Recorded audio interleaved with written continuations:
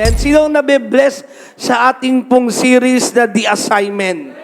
Sino rito ang nakakaunawa na may assignment siya kay Lord?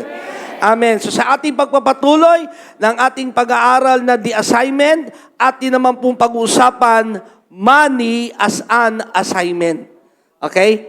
Pera ay isa ring assignment. Tayong lahat ay yumuko at manalangin, Panginoon, as we study your word, teach us, Holy Spirit, you are the one who will reveal the truth in our heart, in our spirit, at kami ay lalakad sa katotohanan ng iyon, i-apply namin, Panginoon, upang ang pagpapalat kasagana ay patuloy mong ipagkaloob sa amin. Ikaw ang siyang mangaral at magturo sa amin. Alisin mo magiging hadlang sa aming puso, bagkus malaya namin matanggap ang katotohanan ng iyong mga salita. Salamat na po sa tagumpay.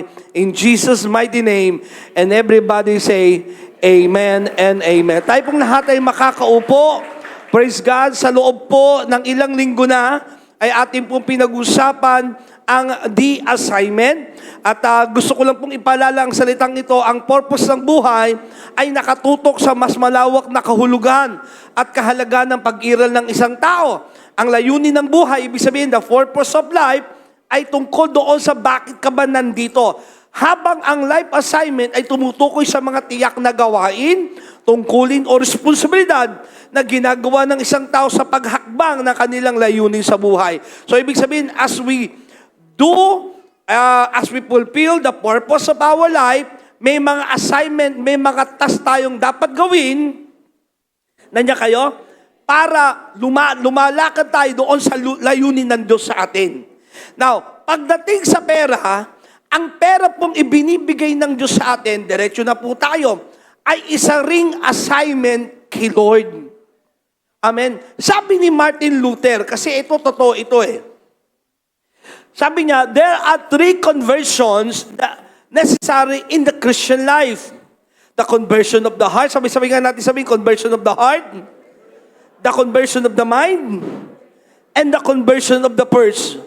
Anong ibig sabihin? Sabi ni Martin Luther, 3 bagay dapat ang ma-born again sa buhay ng mga Kristiyano. Puso, isipan, at bulsa. May mga tao, Christian na yung puso, Christian na yung isip, pero yung bulsa nila, hindi pa Kristiyano. Tanong mo yung katabi mo, Kristiyano na ba bulsa mo? So ating pag-uusapan sa oras na ito, at dawa po, mabuksan tayong lahat. Kasi kung papansinin niyo po, sa church natin, tayo po'y hindi lang nakatutok, hindi lang tayo concern sa spiritual na kalagayan ng ating mga members. Bagkus gusto nating lumago at magtagumpay ang buong aspeto ng ating pamumuhay. Amen. Masabi sa katabi mo, gusto ni Lord, magtagumpay ka sa lahat ng area ng buhay. Hindi po pwede at dapat bukas na yung isip natin.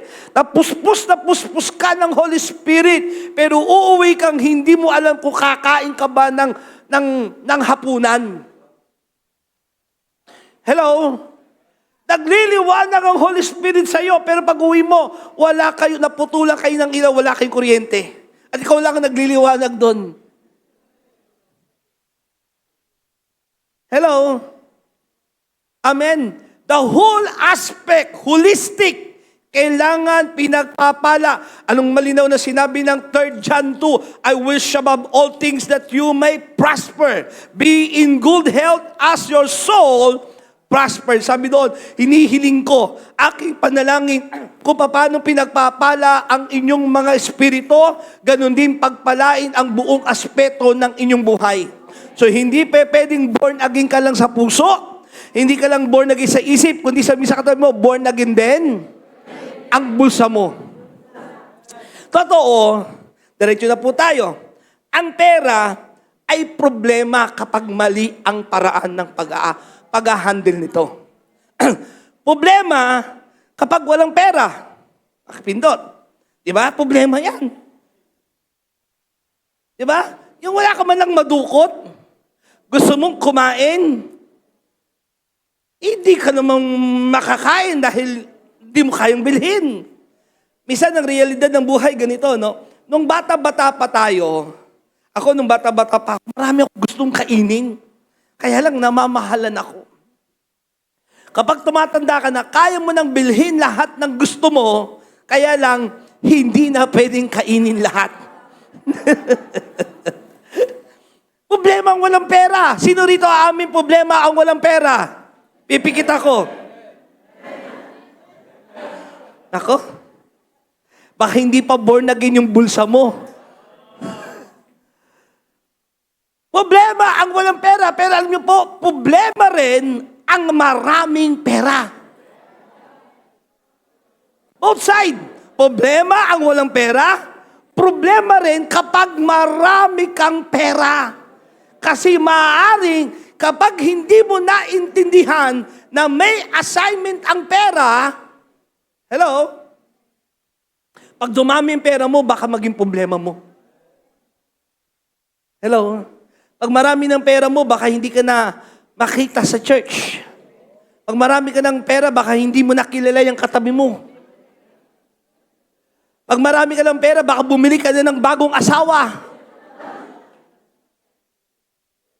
Pag marami ka ng pera, di ba?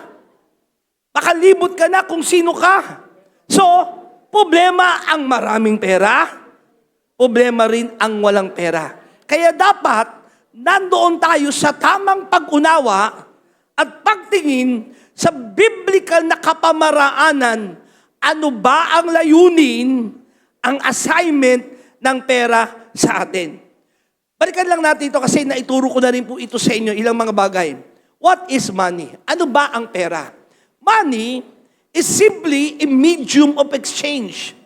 Recognized by a society, ang gobyerno ang nagtatakda ng pera, kung ano ang halaga nito, na nakalagay doon sa tatak ng papel, bilang payment for goods and services. Yan ang ginagamit na pangbayad. Dati kasi, para magkaroon ng exchange na kailangan mo ng karne, ipapalit mo'y gulay. Noon, ganon, may exchange na nangyayari nung unang panahon, nung wala pang hindi pa uso ang pera. Hanggang ginamit nila ay mga mamahaling mga elemento, ginto, pilak, no? O hanggang sa na mga brilyantes, hanggang sa naging papel na ito na nilagyan ng halaga. Nakatumbas yan ng ginto na meron doon sa Reserve Bank. Nandiyan kayo? So ang pera, ito'y pambayad lamang sa iyong ginawa, serbisyo, o produktong kailangan mo. Ang pera doesn't have a life. Walang buhay ang pera. Pagamat may tao yan, hindi yang humihinga.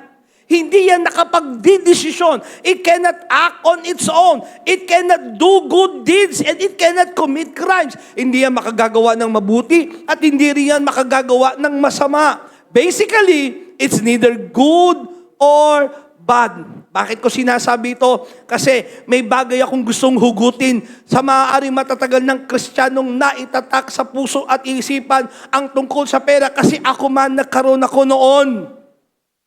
Nanya kayo? Merong nailagay sa isip at spirito ng maraming mga Kristiyano tungkol sa pera. Ang pera pala, sabi mo sa katabi mo, ang pera ay hindi masama at hindi rin mabuti. Nasa kung sino ang gumagamit nito. Amen? Sabi nga ni kamukha ni Brother Carlo, si Arnold Sylvester Stallone. Sylvester Stallone pala to. Money does not bring peace of mind. Actually, it brings more problems. Sabi niya, ang pera hindi nagbibigay ng kapayapaan ng isip, kundi nagbibigay ito ng maraming problema. Everything is magnified 100,000 times sa pera. It brings out some of the most vile characteristic that you can imagine. Ang pera po ito. Kapag mabait ka, lalo kang bumabait pag marami kang pera. Pag masama ka, lalo kang sumasama pag marami kang pera. Inilalabas dito yung totoong ikaw. Okay? Kaya napakahalaga kung papaano natin tinitignan at alam nating may dahilan ang pera sa buhay natin. Sabi mo sa katabi mo, may dahilan? Ang blessing o ang pera sa buhay? Because money can only do what you tell it to do. Pakipindot. Ang pera ay gagawin lamang kung anong iniuutos mo sa kanya. At ang buhay ng pera ay nasa paraan ng paggamit mo dito. Anong buhay niya? Mabuti ba siya, masama? Depende, saan mo siya gagamitin. Pwede mong gamitin ang pera na ang mga walang makain, pakainin mo. Pwede rin ang pera ay pangsikil mo sa mga taong kagalit mo. Tama ba? Kung marami kang pera, pwede kang manakot. Pwede kang mag-impluwensya sa masama. Pwede mo rin gamitin siya sa pagtulong sa iba. Kaya ang pera, sabi mo sa katabi mo, depende sa'yo. Now, money is often considered an assignment from God. Sa Biblia po, pag pinag-usapan ng biblical concept, ang pera ay kinukonsider na ito'y assignment mula sa Diyos because it is seen as a resource that can be used to fulfill God's purpose on earth. Kasi ang pera ay bihikulo, kasangkapan. Sabi nga natin, kasangkapan.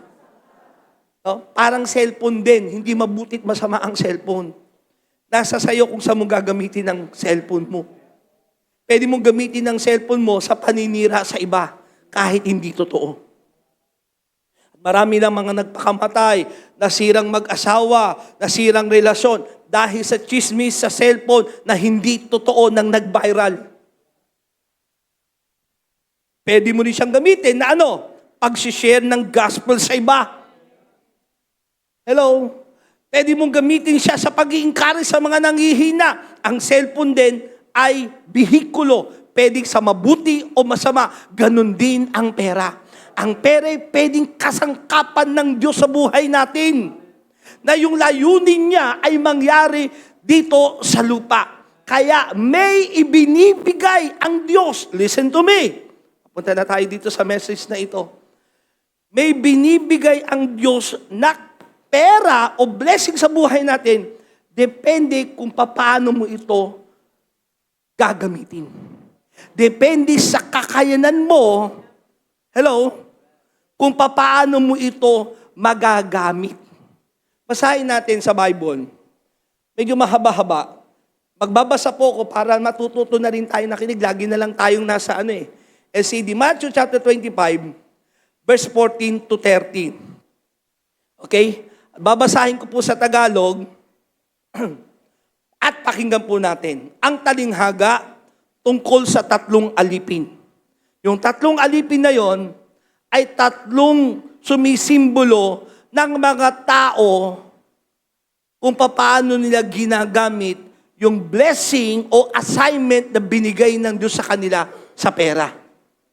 Okay? Handa na ba kayo makinig? Sabi sa katay mo, interesado ka ba sa pera? Sino interesado sa blessing? Taas ang kamay. Yung ayaw ng pera, bahala kayo. Sabi sa katabi mo, kung ayaw mo ng pera, ibigay mo sa akin. Okay? Okay, pagka pera usapan, gising na gising kayo, ha? Okay. Matthew, chapter 14 o 25, verse 14 to the following verses. Ang talinghaga tungkol sa 3 alipin. Ang paghahari ng Diyos. So nagkikwento rito si Jesus sa kanyang mga apostol o sa mga nakikinig sa kanyang mga disipulo niya. Ang paghahari ng Diyos ay may tutulad sa isang taong maglalakbay. Kaya tinawag niya ang kanyang mga tauhan at ipinagkatiwala sa kanila ang kanyang ari-arian. Okay? Remember, may pinagkatiwalaan. Kaya ang blessing o meron man tayo ay pinagkatiwalaan lang tayo. Tayo yung mga steward lamang ng blessing na binigay sa atin ng Diyos. Hindi tayo ang may-ari. Sabi sa katayo mo, pinagkatiwalaan ka lang. Kasi the moment na naisip mo yung pera mo ay sa'yo at hindi ka katiwala lamang, gagastusin mo yan kahit saan. Gagawin mo kung anong gusto mo dyan. So sabi rito, no, tinawag niya ang mga tauhan at pinagkatiwala sa kanya-kanyang mga ari-arian. Ito, listen, verse 15. Binigyan niya ng salaping ginto. So perang usapan dito. Ang bawat isa ayon sa kanilang kakayanan. Okay, truth. Una, depende sa kakayanan mo ang ibibigay na blessing sa iyo ni Lord. Ulitin ko, ha? Hindi unfair ang Diyos. Hello? Bibigyan ka lamang ng Diyos ayon sa kakayanan mo. Kaya kung gusto mong umangat, ang blessing mo, iangat mo yung kakayanan mong mamahala ng blessing ng Diyos. Naintindihan niyo yun? Bisan nagtatampo tayo, bakit siya ang yaman niya? Bakit pinagpala siya? Bakit ang dami niyang pera? Pinagkatiwalaan siya ng Diyos ng ganun Kasi kaya niya yon. At anumang bagay, listen to me, na hindi mo kayang i-manage, mawawala sa'yo. Anumang bagay na hindi mo kayang i-manage, hindi ibibigay sa'yo. Hello? O, intindi natin ulit Medyo kunin natin. Magkaroon tayo, itong preaching nito, magkaroon tayo ng mga aha moment. Okay? Sabay-sabay natin sabihin, aha moment. Ano yung aha moment? Ito yung, aha, Yun yung aha moment, ha? Okay? Kasi maniwala kayo, pag naintindihan niyo itong mga bagay na sinasabi ko ngayon sa inyo, may mangyayari maganda sa buhay nyo. Isang aha moment, ulitin ko, ang bagay na hindi mo kayang i-manage, mawawala sa'yo. Ang asawa mo, bigay ni Lord, may assignment ka sa Kanya, pag hindi mo kayang i-manage ang asawa mo, mawawala yan sa'yo.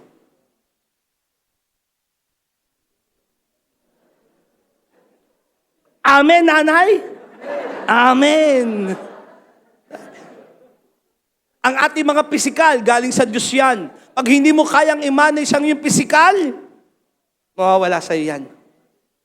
Magkakasakit ka. Bandang huli yan, magiging dahilan ng iyong kamatayan, mawawala ang iyong katawan dito sa lupa. Anumang bagay na hindi mo kayang i-manage, una, hindi bibigay sa iyo ng Diyos, o kung ibinigay man, pero mali ka ng pagmamanage, mawawala ito sa iyo. Kaya malinaw na sinabi, ayon sa kanilang kakayanan, binigyan sila ng Diyos. Kaya, ulitin ko lang ito another aha moment. Huwag kayo maiinggit kapag may mga taong maraming pera. Kasi kaya nila yun Paano ngayon magkakaroon ng ganung maraming blessing? Nandiyan kayo? Matutunan mo paano mag-manage ng ganun. Sabi ng Bible, binigyan niya ng salaping ginto ang bawat isa ayon sa kanyang kakayanan. Binigyan niya ang isa, eto na, may 3 klase. 5,000 salaping ginto. May binigyan ng 5,000. Sabay-sabay natin sabihin, 5,000. Ang isa na may 2,000. Sabay-sabay sabihin, 2,000. May 2,000 ginto at ang isa na may 1,000 ginto. Sabay-sabay sabihin, 1,000 ginto. May binigyan ng 5 talents, may binigay ng 2 talents, at may binigay ng 1 talent. Tingnan niyo po that's the economy of God. The more na kaya mo, ito pinapakita yung 3 levels Merong 5 talents, at yung pagitan ng 5 at 2, malayo kaysa sa 2 sa 1. Nakita niyo ba? Diba? 1 and 2. Bakit hindi ginawang 5, 3, 1? Bakit 5, 2, 1? Dahil sa totoong buhay ng ekonomiya, malayo ang pagitan ng mayaman doon sa middle class. Diba? Totoo. Yung pagitan ng middle class at ng mahirap, konti lang ang pagitan. Nandiyan kayo? Bakit sila yumaman? Ulitin ko. Kasi kinaya nila. Hindi po problema ang pera. Aha moment ulit. Sabihin, aha moment. Sabi sa tayo mo, hindi mo problema ang pera.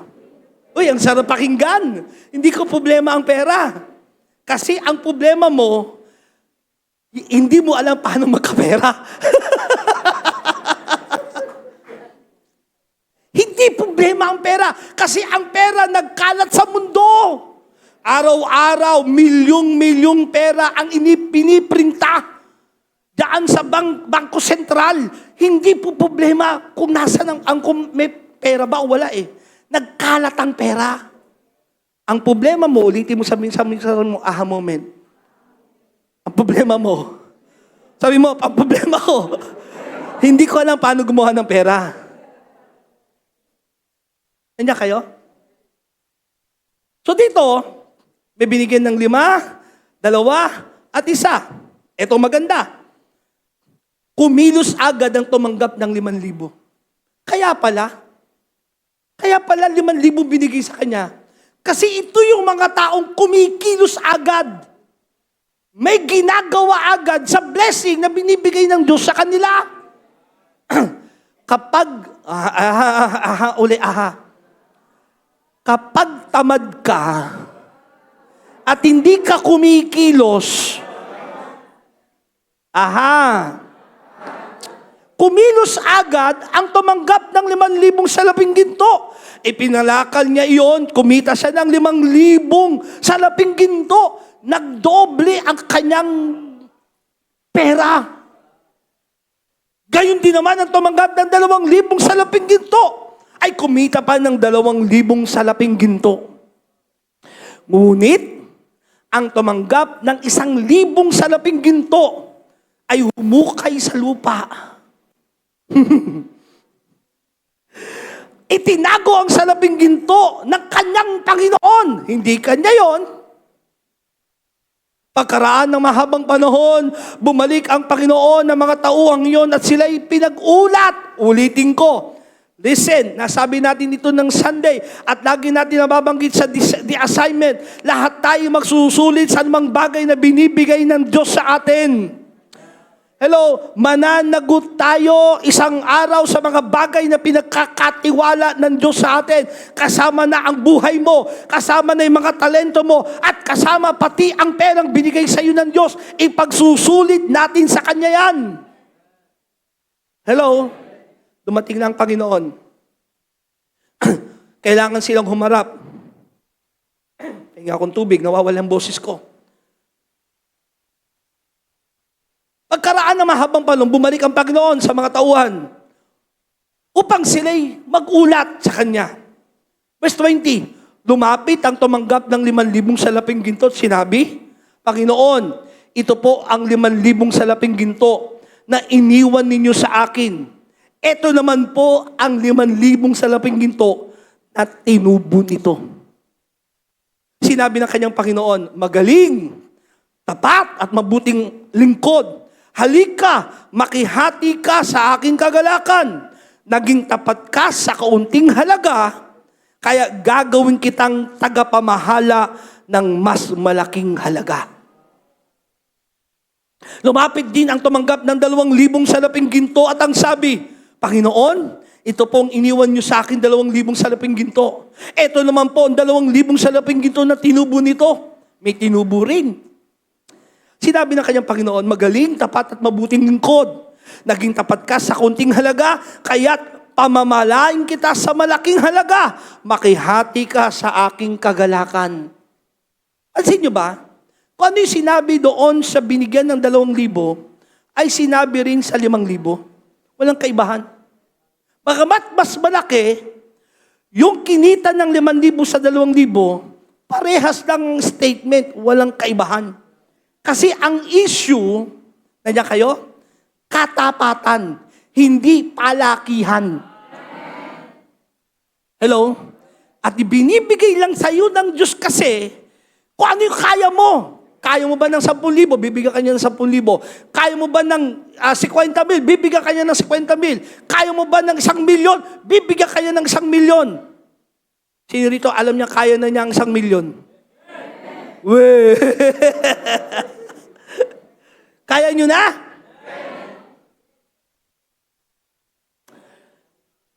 Lumapit naman ang tumanggap ng 1,000 salaping ginto at sinabi, alam ko po kayo'y mahigpit at pinipitas ninyong bunga ng hindi ninyo itinanim at inaanin niyo ang hindi ninyo inihasik. Natakot po ako, kaya't ibinaong ko sa lupa ang inyong salaping ginto. Eto na po ang salaping iniwan niyo sa akin.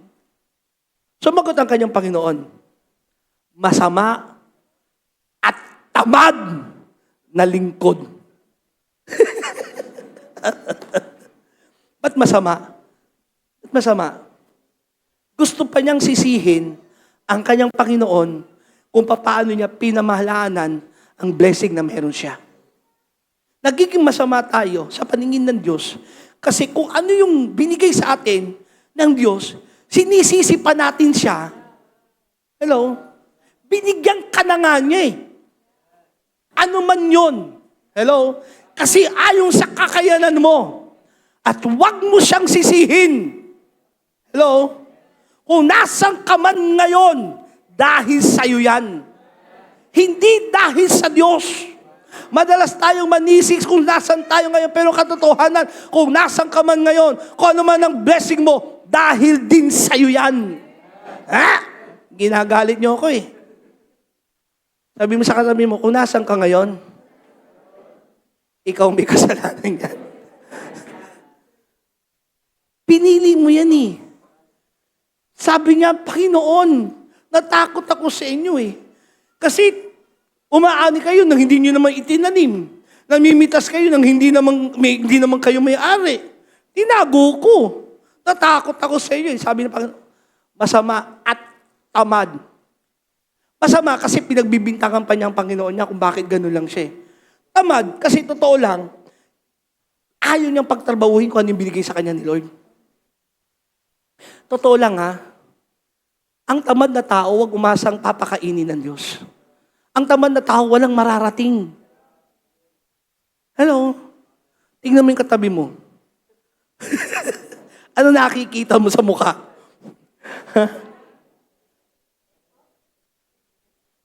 Sumunod. Bakit hindi mo man lang inilagay sa bangko ang aking salapi? Kahit paano may tinubos sana ito. Hindi mo nilagay sa bangko, hindi ka man lang nag-isip ng ibang paraan. Gusto mo pa akong sisihin? O nasan ka ngayon? Ako pang may kasalanan. Munti kong inumin yung, yung mic eh. Dito ako magsasalita eh.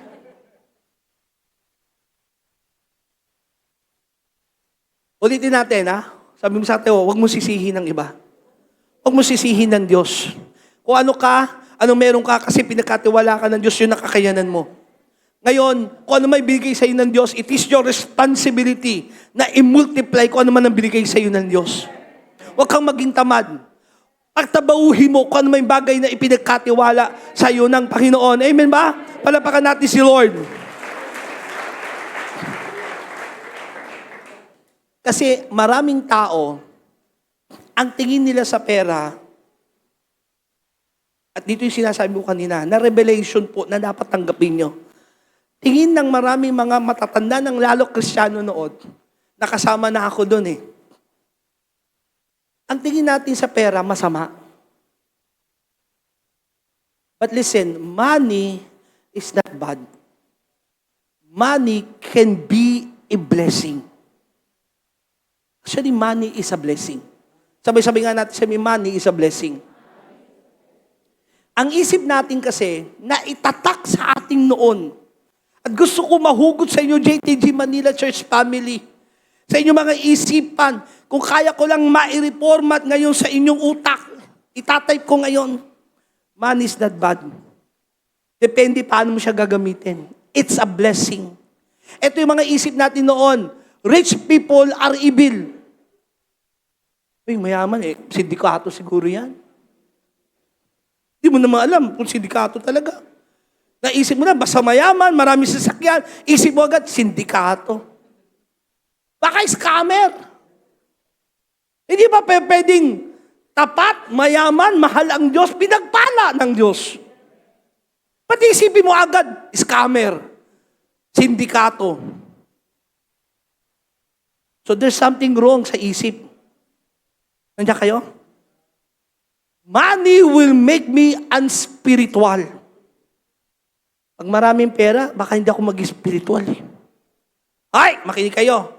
Marami ring walang pera, hindi spiritual. At marami ring mga mapera, spiritual.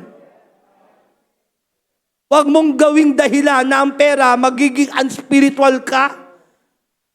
Tumingin kayo sa paligid, maraming mahirap, hindi maka-Diyos. Hello?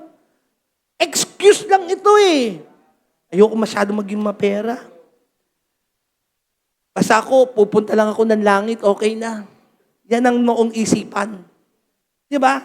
Noong isipan ng mga Kristiyanong nauna noon. No?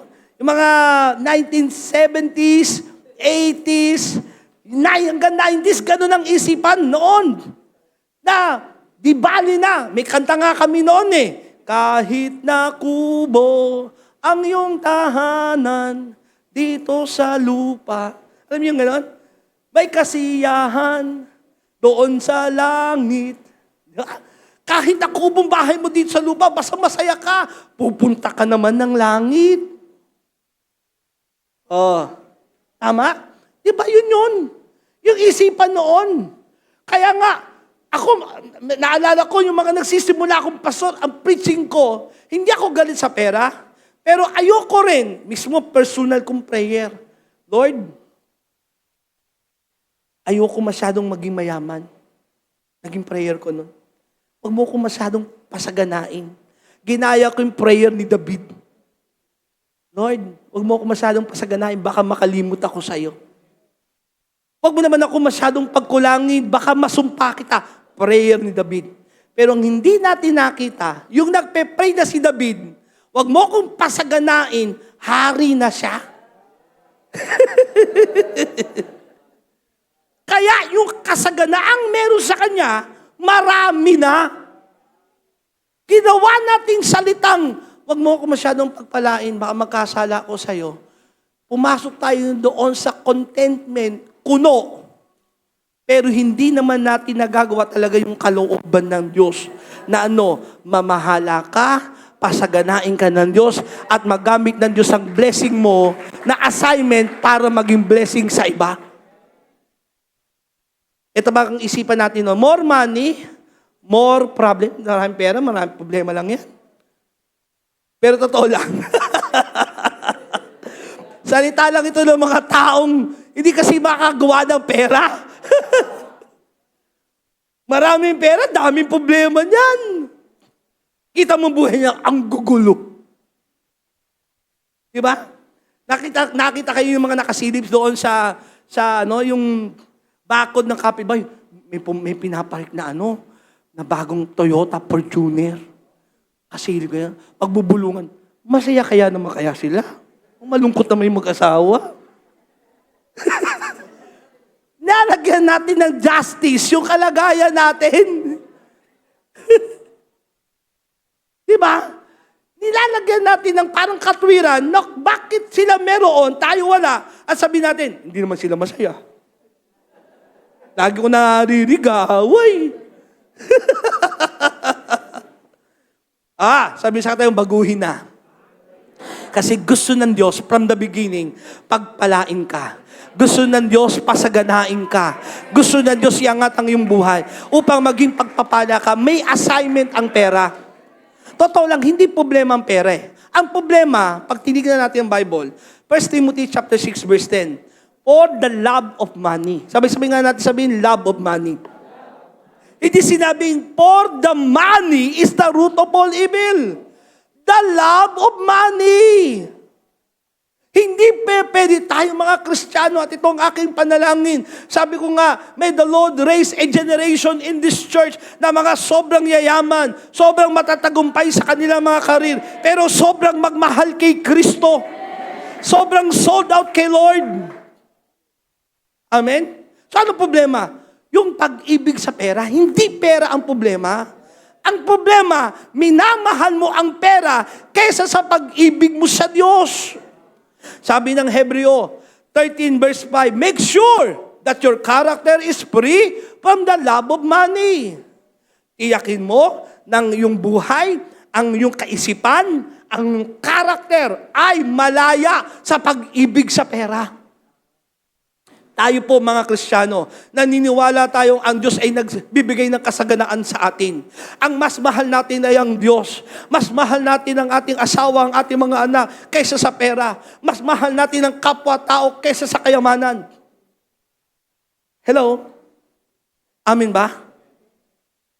Ang problema, pag mas mahal mo na ang pera, malalaman mo mas mahal mo ang pera kapag ka nagko-compromise ka na, hello? Kapag ka nagko-compromise ka para lang magkapera, kahit may matapakan ka, kahit may ma-disobey ka kay Lord. Hello? Mas mahal mo na ang pera. Handa kayo? Kapag ka mga gawain, wala ka na dahil sa paghahanap ng pera.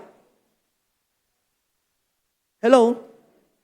Mas mahal mo na ang pera kapag ka hindi ka makatulog sa gabi kahit na kakaisip ng pera kahit na minsan kagaling mo lang ng church. Hello? Mahal mo na ang pera kapag kamukha mo na Jose Rizal. Mukha ka ng piso.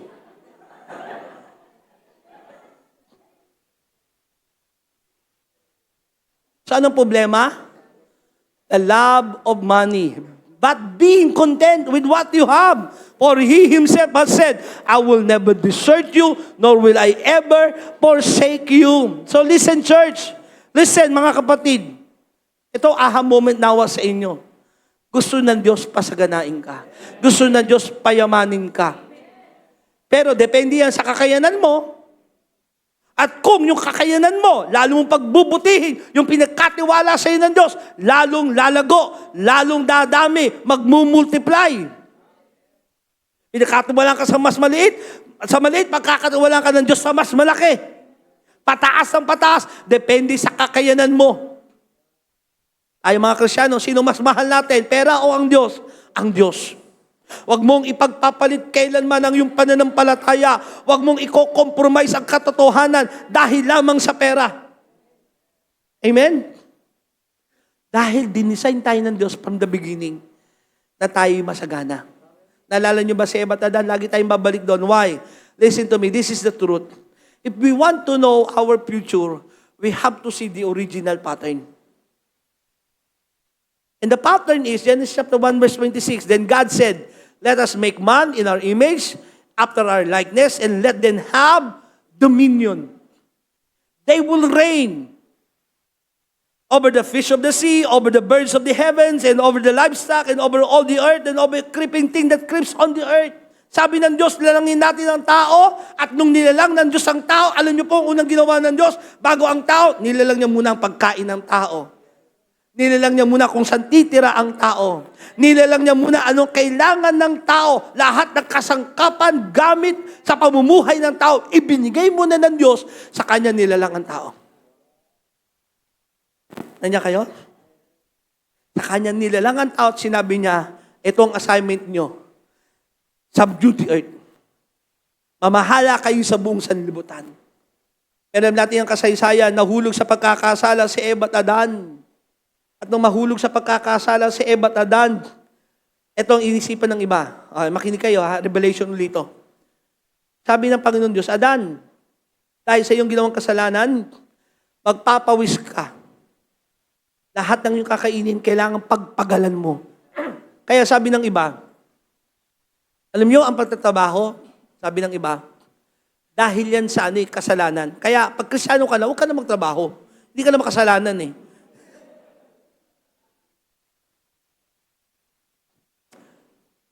Bago pa magkasala si Eva at Adan, mayroon ng pinapatrabaho ang Diyos kay Adan. To multiply, to subdue the earth, to take care of the Garden of Eden. May trabaho na bago pa ang kasalanan. Kaya huwag niyong gawing excuse na ang trabaho ay dumating lang dahil sa kasalanan. No. Sabi mo sa katabi mo, pinagtatrabaho ka ni Lord. Nandiyan kayo? Alam niyo ba, pagpapastor, hindi trabaho din ito eh. Pinagtatrabahuan namin to. Lahat kailangan may trabaho. Sabi mo, lahat dapat may trabaho. Kung di ka naman tinawag magpastor, magtrabaho ka kung ano man yung kakayanan binigay sa'yo ng Diyos. Pagbutihin mo yon at doon ka pagpapalain ng Diyos. Amen. Listen, hindi natin kailangang maghintay na bumaba muna ang langit bago natin maranasan ang masaganang buhay. Minsan ganun ang katwiran noon, mga Kristiyano noon. Siguro kahit na malilit ang bahay natin, ito lang, basta kumakain lang tayo 3 beses ang araw, papunta naman tayo ng langit eh. Diba? Yung kasama, oo, kayo sa isa't isa. Kasi yun ang ninyo eh. Kahit na simple lang ang pagkain, ay okay na. Kahit di tayo nakakabayad ng pang-kuryente, ng pang-araw-araw. Basta tayo kay Jesus, mahal natin si Jesus. Pupunta naman tayo ng langit. Alam niyo ba, sabi ko nga, kung naalala niyo, kung ang layunin lamang natin, kaya tayo naging Kristiyano para pumunta ng langit, nang tinanggap mo si Jesus, dapat kinuha ka na niya agad. Nagas niyo yun? Kung ang layunin mo lang ay para pumunta ng langit, kaya ka naging Kristiyano, sana, nung na-born again ka, kinabukasan hindi ka na nagising. Sabi mo sa atin, bakit buhay ka pa ngayon? Kasi may assignment ka. At listen, I want you to open your heart, your mind, your understanding. At ang assignment natin nandito sa lupa. To dominate here on earth. Revelation chapter 5 verse 10. You have made them to be a kingdom and priests to serve our God, and they will reign on. Pakibasa nga yan yung malaking letra dyan. 1, 2, 3, go. And they will. Saan sila mag-reign? Hindi sa langit. Saan mag-reign? Dito sa lupa. Listen, I pray, and this is my desire. Lagi ko pong sinasabi na ito. Lagi kong ini-impart ngayon sa mga next generation, please reign in life. Mag-reign tayo sa 7 pillars of society. May mga iangat ng Diyos. Imagine niyo ito, yung lagi kong sinasabi na, imagine mo yung isang Kristiyanong sold out kay Kristo, mahal na mahal ang church, mahal na mahal ang Panginoon, tapos isang multi-millionaire o isang general. Anong influence meron siya? Tinago ito ng mahabang panahon sa maraming Kristiyano. Bakit? Alam ng kaaway, kapag nabuksan ng isipan ng maraming Kristiyano tungkol sa katotohanan ito, mabilis ang gospel, mabilis ang pagkalat ng katotohanan ng salita ng Diyos, maraming maliligtas. Pero ayaw ng kaaway yung kaya itinago ang bagay na ito. Ang isipan, ang kanta, kahit na kubo ang aking tahanan doon sa langit, may kasiyahan. Yun ang kanta, kahit na kubo, basta sa langit, masaya naman kami. Kaya ng Diyos dito sa lupa, masaya ka na. Ano panalangin ni Jesus? Thy kingdom come here on earth as it is in heaven. Mangyari ang iyong kaharian dito sa lupa, gaya ng sa... Kung ano yung meron sa langit, gusto ng Diyos maranasan mo dito sa lupa. Hindi mo kailangan mamatay pa bago maranasan ng kaharian ng Diyos. Sabi mo, si Kuya mo gising. Gusto ng Diyos gamitin ka. Gusto ng Diyos pagpalain ka. Gusto ng Diyos ang buhay mo'y maging blessing sa iba. Amen? Paano mangyayari? Bago tayo pumunta doon sa assignment ng pera. Una, maintindihan natin, balikan ko lang ito kasi naituro ko na ito eh. But I want you to understand it. Kasi ang totoong learning, paulit-ulit hanggang sa makuha nyo. Make God the Lord of our finances and all other of our life's possession. Gawin mo ang Diyos talaga ang Panginoon ng lahat ng kayamanan mo. Kahit ikaw ang nagtrabaho niyan, kahit ikaw ang nagpagal niyan, ang Diyos pa rin ang pinanggalingan ng lahat ng bagay. Letter A, He is the source of all wealth. Sabi nga natin sabihin, He is the source of all wealth. John 3:27, a man can receive nothing unless it has been given to him from heaven. James chapter 1 verse 17, every good gift and every perfect gift is from above and comes down from the Father of lights, with whom there is no variation of shadows of turning. Lahat ng mabubuting regalo at perpektong regalo ay galing sa Panginoon. Psalms 24 verse 1, the earth is the Lord and all its fullness, the world and those who dwell therein. Ang lahat ng nasa lupa ay sa Panginoon. Lahat ng meron sa mundo ay sa Kanya.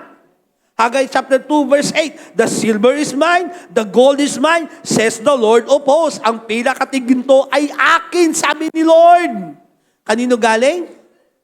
Lahat ng kayamanan, lahat ng pera, lahat ng kasaganaan ay galing sa Diyos. Naalala niyo yung mga alipin, 3? Binigyan lang sila, wala sila. Tama? Sabi sa katabi mo, wala ka. Binigyan ka lang. Wala tayong pagmamalaki. Binigyan lang tayo ng Diyos at bibigyan ka niya ayon sa iyong kakayanan. Kaya alam niyo uli ito maganda yun ayon sa kakayanan mo, yung bibigay sa ni Lord. Ano kailangan mong gawin? Patasin mo yung kakayanan mo. Pag-aral ka, paano ka pa magkakaroon ng mga kakayanan? Tama ba? Let us see, He is our provider.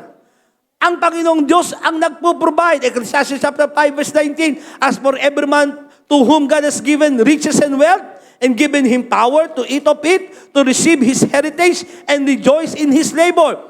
This is the gift of God. Regalo ng Diyos sa tao, ang kayamanan, ang kasaganaan. Binigay sa kanya kapangyarihan na upang yung pagkain ng kasaganaan, ibigay ng Diyos sa kanya. Yung kagalakan na kanyang pinagpagalan, regalo din ni Lord. Iba po yung talagang naggaling sa Diyos Tingnan mo sabi doon, it is God's heritage, and rejoice, in His labor. This is the gift of God. Ano yun? Yung pinagpagalan mo, masaya mong tinatanggap. Kumakain ka sa pinagpagalan mong masaya ka. May mga taong sumagana. Sabi ko nga, isang araw, nasa swimming pool kami ng mga ilang leadership. Sabi ko, alam niyo, maraming tao, nagtayo ng mga gantong swimming pool, gantong mga resort, na hindi nag-swimming kahit isang beses sa resort nila. Hindi man lang in-enjoy. Yung mga mayayaman, bumili na napakamamahal ng mga sapatos, hindi sinuot kahit isang beses. Namatay na lang, hindi na isuot. Kapag tayo na malaking bahay, hindi in-enjoy. Kasi ang totoong kagalakan sa mga bagay na binibigay sa ng Diyos, galing din sa Kanya. He's the provider of everything. Pati yung saya ng buhay, galing sa Diyos yan Ang dami mayami pa rin hindi masaya. Hello? Marami rin namang mahirap na hindi masaya.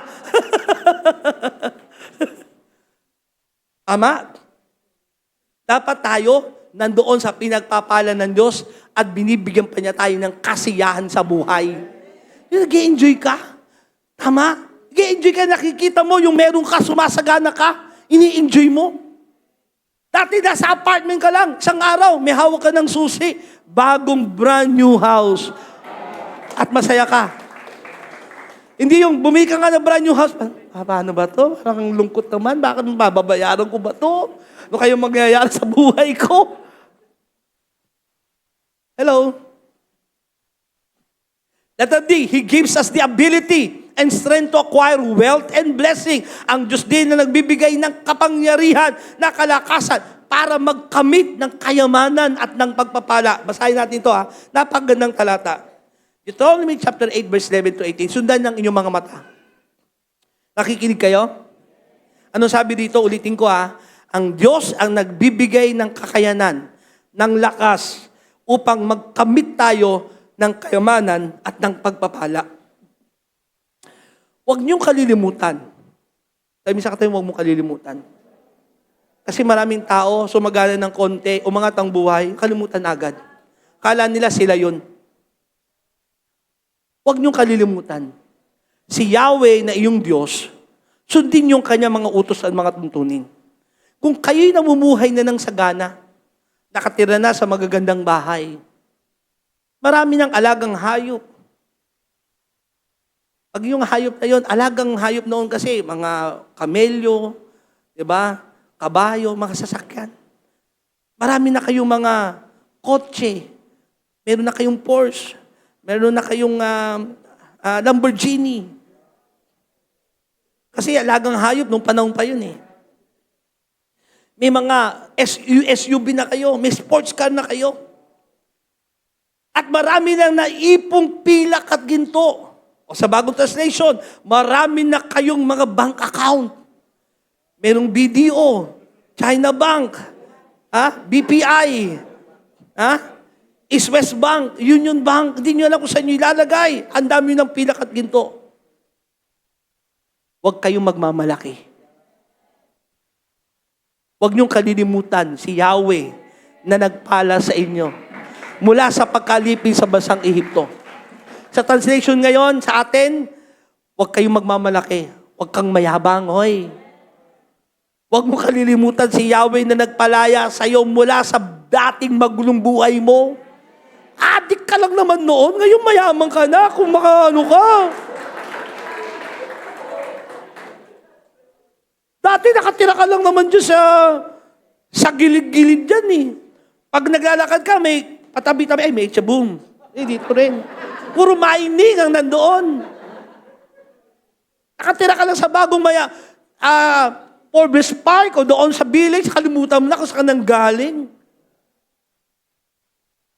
Tama?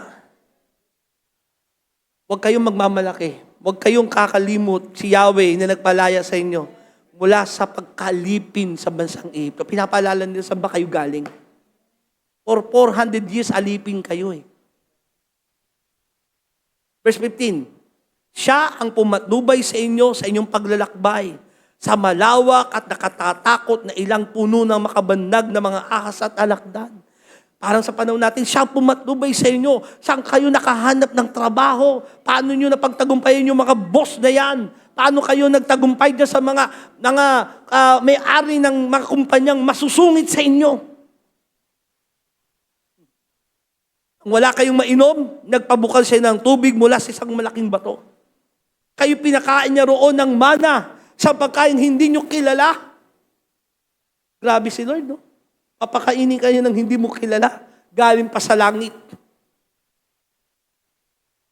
Pinaranas niya kayo ng hirap para kayo subukin.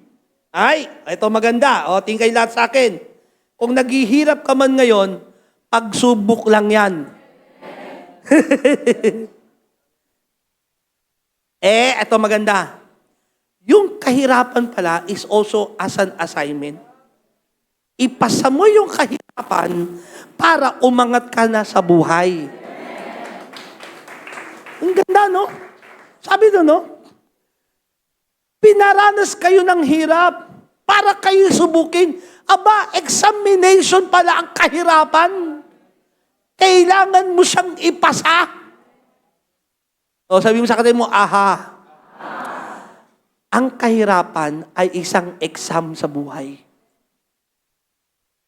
Hindi yan dahil biktima ka. Exam na kailangan mong maipasa. At turuang magpakumbaba. Tinuruan ni Lord. Kita niyo yung dati mayaman, binagsak ni Lord, naghirap. Tinuturuan nila magpakumbaba eh. Nagmalaki na eh. At lahat ng iyo'y sa ikabubuti rin ninyo. All things work together for good. Amen? Verse 17, kaya, wag ninyong isipin na ang kayamanan ninyo'y bunga ng sariling lakas at kakayanan. Subalit, alalahanin ninyo, si Yahweh na inyong Diyos ang nagbigay sa inyo ng lakas upang yumaman kayo. Kanino galing ang lakas? Kahit ikaw yung gumising ng maaga para magtrabaho. Ikaw yung maagang pupunta sa trabaho, magbimigay ng mga leaflets. Diba? Lakas ng loob, kapal ng muka. Bigay lang ng bigay. At kami nakuha ang kliyente at milyong-milyon ang bumalik sa'yo. Hindi ikaw pa rin yun. Kasi yung nagbigay sa'yo ng lakas para bumangon, makatayo, ang Diyos ang nagbigay sa'yo. Kaya ng Diyos ang isang mahirap ay pasaganain ng Diyos. Ang isang mayamay paghirapin ng Panginoon. Ang isang taong malusog ay bigyan ng sakit karamdaman ng Panginoon. Ang buhay na buhay ngayon, bukas patay na. Kaya ng Diyos, nasa kamay niyang lahat ng bagay. Kaya huwag nating kalilimutan. Amen? Sabi sa atin, huwag mong kalilimutan. Hawakan natin ating mga noo. Malalapad na noo. Itatak mo dyan. Si Lord ang dahilan ng blessing. Si Lord ang pinanggalingan ng lahat ng pagpapala. Hindi ang galing at husay mo. Hindi ang diskarte mo. Hindi kung ano yung mga ginagawa mo sa buhay. Kundi kinahabagan ka ng Diyos, pinagpala ka niya, binigyan ka niya ng lakas. Binigyan ka niya ng lakas upang yumaman kayo. The strength to get wealth, galing kay Lord eh. Bibigay niya sa iyo yan kapag hindi mo nakalilimutan kung saan ang galing ang blessing. Ginawa niya ito. May dahilan. Bilang pagtupad niya sa kanyang pangako sa inyong mga ninuno. Kaya alam niyo po, ito isang magandang revelation Mga magulang dito na born again. Magulang. Born again magulang. Sige. Yung mga magulang po, ngayon, born again kayo ngayon, di ba? Mga magulang, kayo born again, taas ang kamay. Napakapalad ng inyong mga anak. Sabihin ko sa inyo, kung ako nasan ngayon, kami mag-asawa ko nasan ngayon, kung ano man ang blessing na meron kami ngayon, dahil may mga magulang kaming nagtanim para sa amin. Sila ang unang nagpagal. Inaani na lang namin ang blessing na meron kami ngayon. Kaya kayo nga mga magulang, kayo yung first batch sa Kristiyano, mapalad ng yung mga anak. Kasi may pangako ang Diyos sa inyo. Nakipagtipan ng Diyos sa inyo. Kaya kayo, makipagtipan din kayo kay Lord. Makipagtipan kayo, Lord, pagpalain mo ko at hindi ako kakalimot sa iyo, ibe-bless ko mga nangangailangan. Makipagtipan kayo sa Diyos. Because God is a God of covenant. May dahilan ng pagpapala. May assignment ang blessing. Amen? And God has the one who laid out the assignment for money. Siya ang naglalagay ng dahilan, ng purpose, ng assignment sa pera. Letter A, para matapos tayo, to establish His covenant and extend His kingdom. Kasi may covenant si Lord Hindi siya sisira ng covenant sa kanyang ipinangako. Deuteronomy 8:18, at yun binasa natin kanina, and you shall remember the Lord your God, for it is He who gives you power to get wealth, that He may establish His covenant, which He swore to your fathers, as it is this day. To establish the kingdom of God, to establish the covenant of the Lord, to extend the kingdom of God, kaya kanya i-bless. Sabi mo sa katabi mo, may assignment ang blessing mo. Letter B, to provide for the basic needs of families. Huwag niyo kalilimutan, pag pinagpapala tayo ng Diyos kasi, una nating pananagutan ay ang ating pamilya. 1 Corinthians chapter 12, verse 14, letter B, for the children ought not to lay up for the parents, but the parents for the children. Hindi pananagutan ng mga anak ang pangangailangan ng mga magulang. Ang pananagutan ng magulang ay sa anak. Sino mananagot sa anak? Magulang. Hindi ang anak mananagot. Kaya, alisin nyo sa isipan nyo. Kung meron man dito, nilibig natin, o sa mga nanonood, kung wala dito, hoy, kayo. Pag-aaralin mong yung mga anak, magkahal kayo mabuti, para iahon nyo kami sa hirap. Hindi pananagutan ng anak. Hello, ang magulang. Tungkulin natin, assignment natin ng ating mga anak, pero hindi natin tinatrabaho ang anak para magtrabaho sa atin. Ganda nun, no? Hindi mo tinatrabaho ang anak mo para isang araw magtrabaho para sa'yo. Kung hindi man siya tumanaw ng utang na loob, kung hindi siya mag-bless sa'yo, okay lang yung ginawa mo, tungkulin mo. Pero, sasabihin ko naman, sa mga anak, tumanaw kayo ng utang na loob. Maging pagpapala kayo sa inyong mga magulang. Kung kaya niyong bilhan ng bahay ang magulang niyo, bilhan ninyo. Kung kaya niyong bilhan ng Mercedes-Benz ang inyong magulang, bilhan niyo ng Mercedes-Benz. Kung maselan, BMW.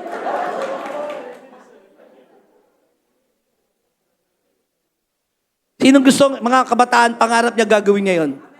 Kasi pag may pangarap, natutuwa ang Diyos Pangarap na isang araw, bibilan niya ng bahay, ng kotse ang kayong mga magulang. Taas ang kamay, wow. Dahil pangarap mo yan, gagawin sa iyo ng Diyos. Amen? Tayo naman mga magulang, pagtabauhin natin ang ating mga anak, magpusigi tayo. Kasi ang blessing natin para din sa kanila eh. Tama?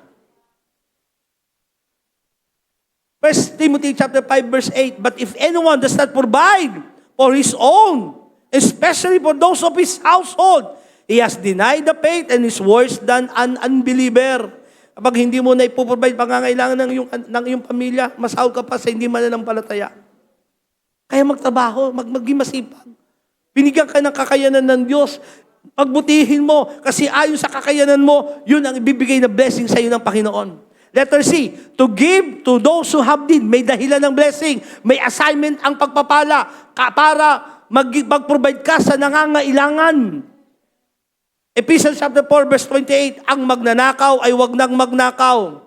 Sabi sa katabi mo, wag nang magnanakaw. Hindi naman sa sinasabi kong magnanakaw ka. Pinapaalalahan na lang ang magnanakaw. Wag nang magnakaw. Alam nyo ba, ayon sa Bible, nananakawan natin pati ang Diyos. Kasi yung ikapo na hindi naman sa'yo, kinukuha mo at kinakain mo, nananakawan mo ang Diyos. At ang magnanakaw, bagong translation, ang mga hindi tither, mag-tithes na. At sarado ang tenga ng iba. Sa halip, maghanap siya ng marangal na ikabubuhay para makatulong sa mga nangangailangan. Ang sarap no, alam mo yung bless ka, tapos, Lord, gusto ko maging blessing. Nandiyan kayo? Kasi may assignment ang blessing eh. Para maging blessing ka sa iba. May assignment ang pera. Pag dumating ang pera sa iyo, at habang nasa kamay mo yan, hanggat nasa kamay mo yan, hindi matutupad yung dahilan ng blessing na yan. Deuteronomy chapter 15 verse 11, for there will never cease to be poor in the land. Laging mayroong mahirap sa inyong bayan. Therefore, I command you. Sa palang utos mula sa Bible. Tungkulin natin sundin ang utos ng Panginoon. I command you, you shall open wide your hand to your brother, to the needy, and to the poor in your land. Maging bukas ang palad nyo lagi sa mga mahihirap, sa mga nangangailangan. Amen? Hindi kasi maubusan ng mahirap eh. Pero nawa, kumukunti ang mahirap sa mga born again. Tama? Dapat hindi na tayo kasama doon sa tinutulungan pa. Tayo na yung tumutulong kasi may Diyos tayo eh. Panahon ng pandemic, kadalasang mga nakapila pa at nakikipag-away kay barangay captain born again. Sa ayuda. Alam niyo, pangarap dapat, gantong isip eh, kami tutulong. O kasi kaya lang ganito, eh, paano kami tulong? Wala nga kami.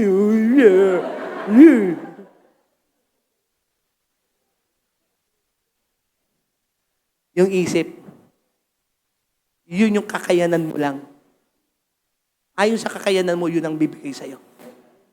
Kakayanan mo lang pumila para manghingi, yun ang bibigay sa'yo.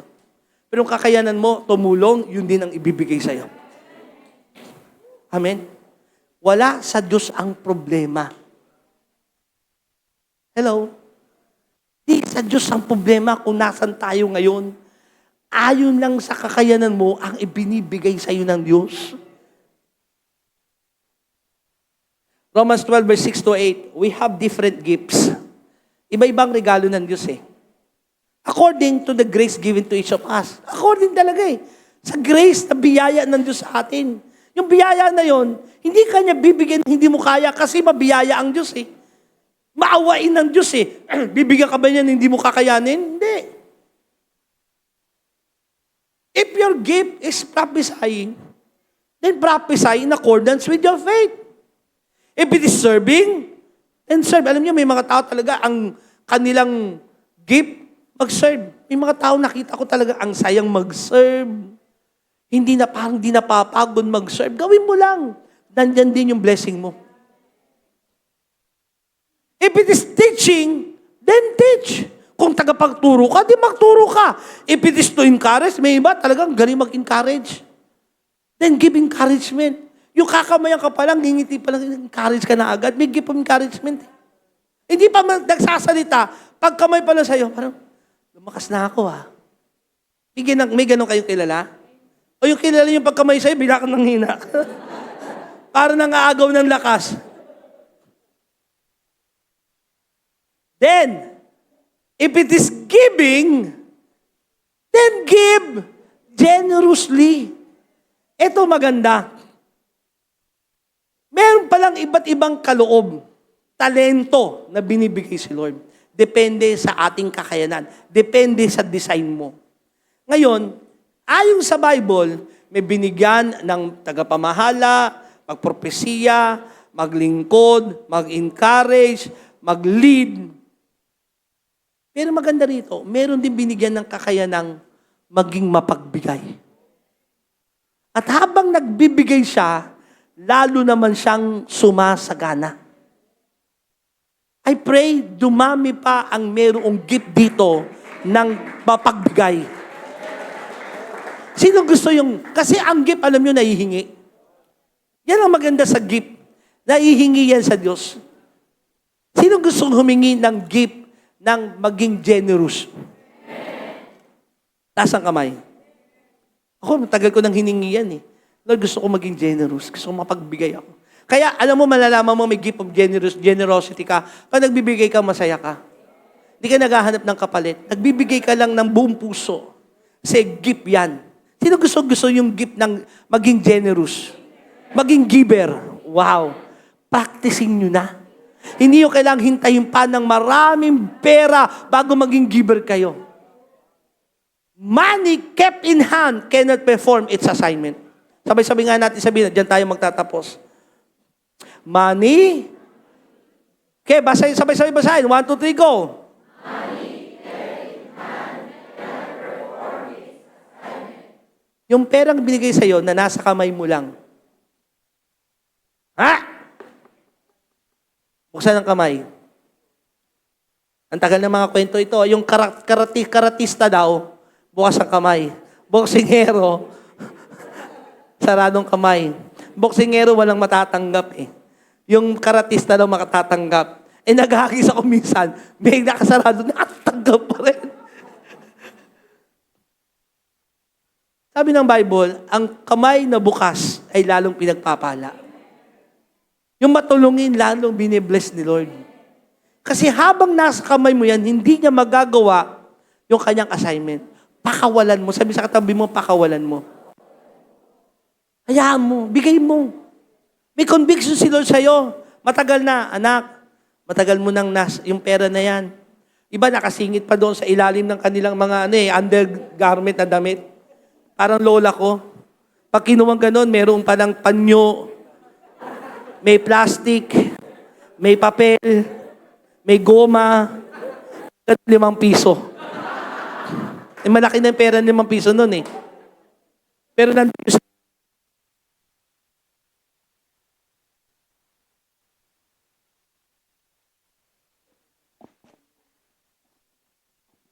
pakawalan mo na.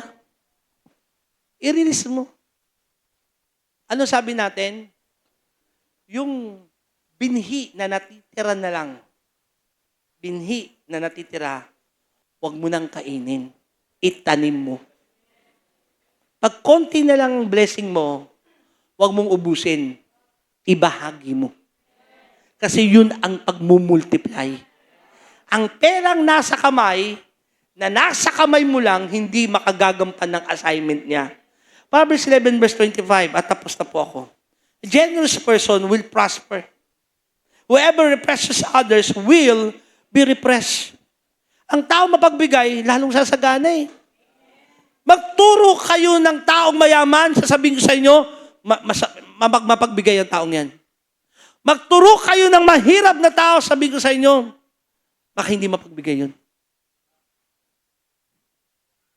Proverbs 22 verse 9, the generous will themselves be blessed, for they share their food with the poor. Kaya pala sila pinagpapala kasi yung meron sila, ibinabahagi nila. Money in godly hands is a blessing to to many. And last verse, magagawa ng Diyos na pasaganain kayo sa lahat ng bagay. Wow. Truth. Aha moment uli. Magagawa ng Diyos pasaganain kayo sa lahat ng hindi sa ilang bagay lang ng buhay nyo. Saan daw? Lahat. In holistic ng buhay mo. Pinasasagana ka sa pera, pinasasagana ka sa physical, pinasasagana ka sa relasyon. Sa buo, magagawa ng Diyos. At higit pa sa inyong pangangailangan, higit pa, hindi lang sapat-sapat, kundi sobra-sobra. Sino dito hindi lang gusto yung sapat-sapat? Gusto sobra-sobra, taas ang kamay. Upang, ito yung assignment, may dahilan. Sumagana naman kayo, pag kayo'y masagana na sa lahat ng bagay, upang sumagana kayo sa mabubuting gawa. Listen, mula sa mga bata, kabataan, nanay at tatay, JTG Manila, lalo natin patatagin yung love in action, pagtulong sa iba, pagbabahagi ng pagtulong sa nangangailangan. Amen. Huwag na kayong maging maramot. Huwag niyo laging may isipan na, baka isugal lang, baka gamitin lang sa drugs. Kailangan nyo discernment, yes. Pero minsan, totoo lang, dahil sa karamutan, kaya ayaw nyo rin magbigay. Tama ba? Ginagawa mo lang ng dahilan, pero totoo, ayaw mo lang magbigay. Hello? Magagawa ng Diyos na pasaganain kayo. Kaya anong gawin? Sa blessing na meron ka, do not separate your financial life from your spiritual life. Makasama yan.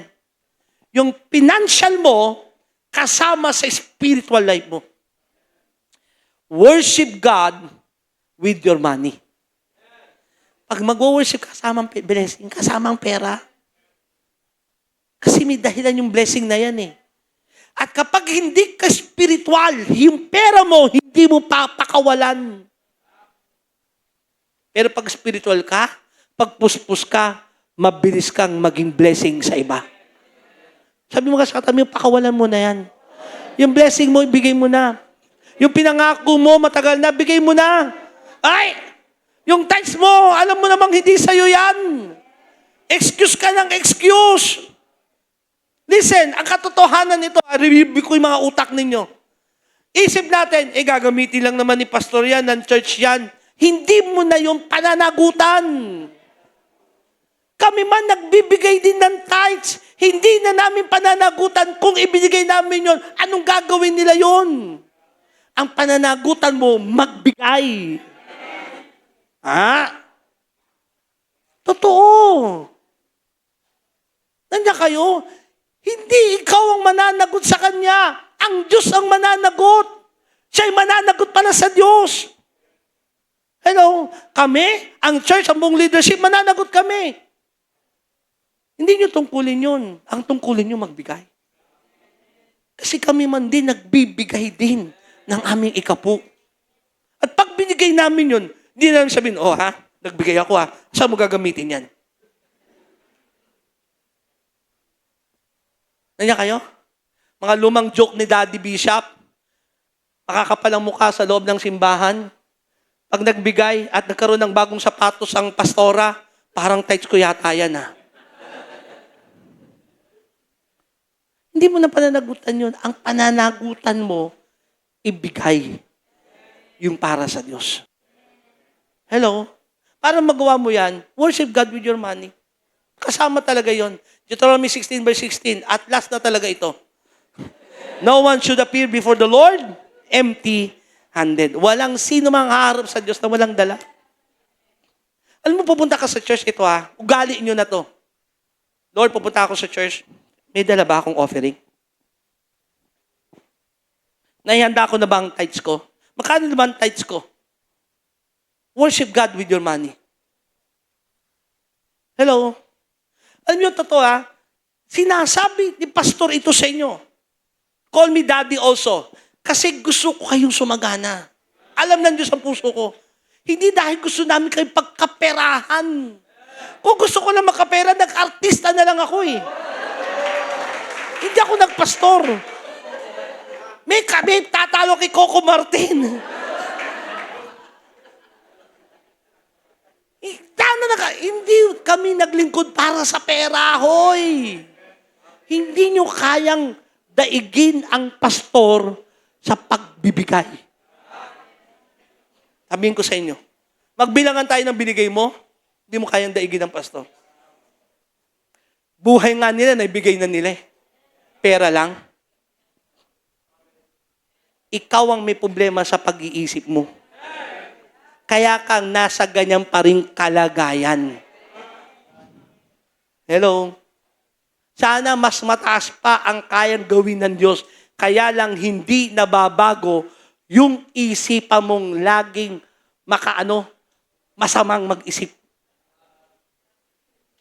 Hello? Kaya pag giving time mong iba, naiihi. Ba't ba tuwing giving time naiihi ka? Pag tuwing giving time, hawak mo yung cellphone mo, nakayuko ka. Hello? Tuwing giving time, malungkot ka. Sumasakit ang ulo mo, ikot ka ng ikot na ganyan. May problema ka, kapatid. Nandiyan kayo? Pero yung taong pinagpapala, pag sinabing giving time, wow! Praise God! Opportunity para i-bless ni Lord. Opportunity, yung blessing ko, maibigay ko na, yung para sa Diyos. Hello? Yun yung taong sumasagana lalo. Your money has an assignment. Ang pera may assignment. Pakawalan mo yan para magawa niya yung kanyang assignment. Tayong lahat ay tumayo.